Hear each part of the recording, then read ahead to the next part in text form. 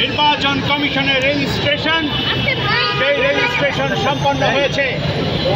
এই উপলক্ষে আমি আপনাদের সকলকে, দেশের সমস্ত নেতাকর্মীদের এবং জনগণকে গণসংহতি আন্দোলনের পক্ষ থেকে শুভেচ্ছা জানাই।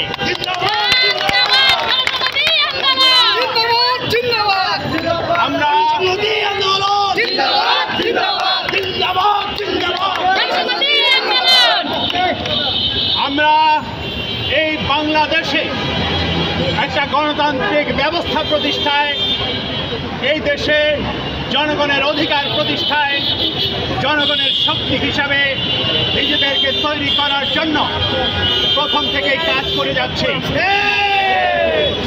আজকে জনগণের যে সাধারণ জীবনে ব্যবহৃত একটি জিনিস মাথাল, সেই মাথালকে আমরা প্রতীক হিসাবে নির্বাচন কমিশনের কাছ থেকে গ্রহণ করেছি।